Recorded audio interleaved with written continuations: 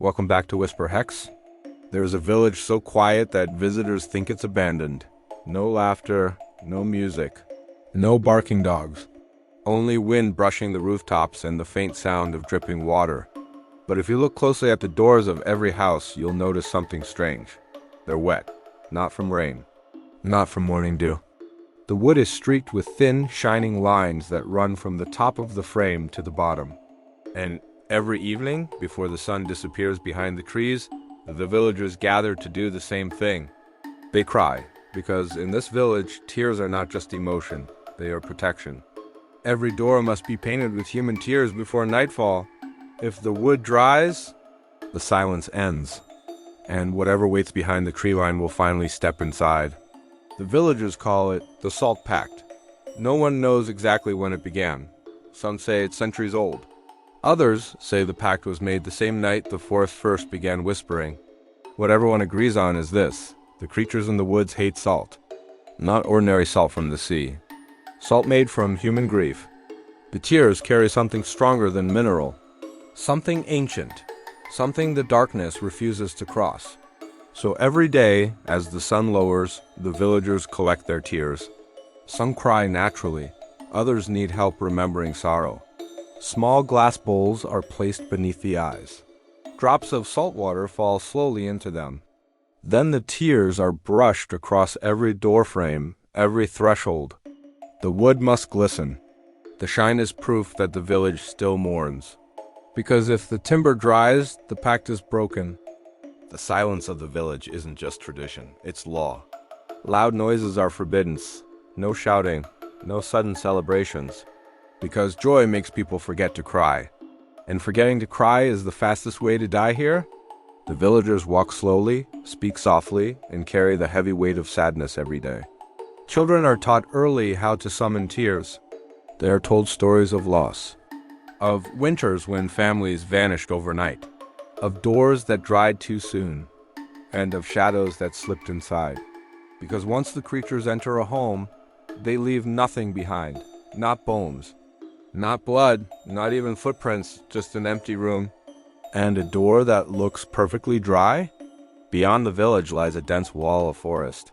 The trees grow so close together that sunlight barely reaches the ground. During the day, the woods look harmless. But at night, the tree line changes.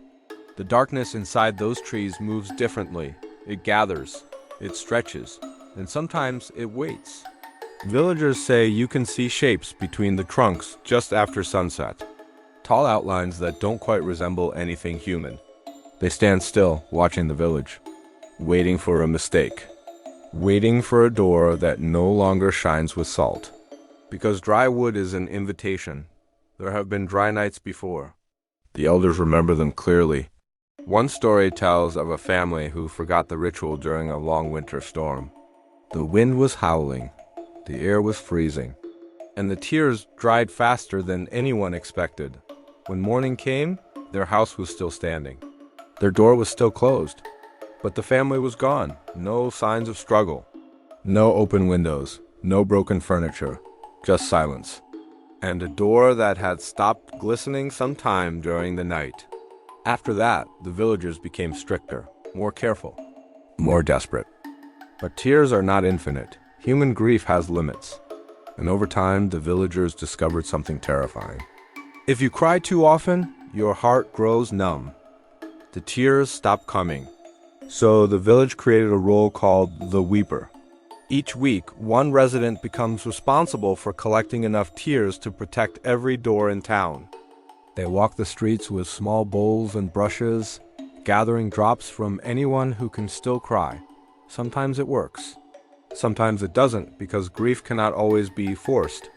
On nights when the tears run dry, people do terrible things to make themselves cry again. They read old letters. They remember lost loved ones. Some even hurt themselves slightly just to summon emotion. Anything to produce a single drop of salt, because even one streak of moisture might save a house. The worst moment comes every evening, just before sunset. The entire village stands outside, watching the doors, waiting to see if the wood still shines. If the glistening fades too early, panic spreads silently through the streets. People rush with bowls and brushes. smearing tears across the timber, trying to restore the shine before the final sliver of sunlight disappears, because once night fully arrives, it's too late. The creatures in the forest begin to move, and the shadows grow longer. Recently, something new has begun to happen. The villagers say the tears are drying faster, the air feels warmer, the wind carries whispers from the trees, and the shapes beyond the tree line stand closer than before. Some say the pact is weakening. Others believe the forest has grown hungry, because the village is smaller now. Fewer people, fewer tears, fewer streaks of salt to keep the doors wet. And if the population keeps shrinking, there won't be enough sorrow left to protect every house. The elders whisper about the final night, the night when the tears stop coming completely and every door dries at once, when the silence that protects the village finally breaks. If that happens, the shadows won't just enter one house. They'll enter all of them, and after the village is empty, the creatures might not stop there. Because beyond the forest are roads, and beyond those roads are cities. Places where no one paints their doors with tears. Places where wood dries quickly. Places where no one even believes the darkness can cross a threshold. So imagine living in a place where survival depends on sorrow, where every sunset forces you to cry, where happiness is dangerous, and where the only thing standing between you and the forest is a thin layer of salt from your own grief. Would you keep crying every night just to stay alive? Or would you let the door dry and finally see what waits behind the trees? If this story unsettled you, make sure to like, subscribe, and comment below. This is Whisper Hex, where sometimes the only thing stronger than darkness is human sorrow.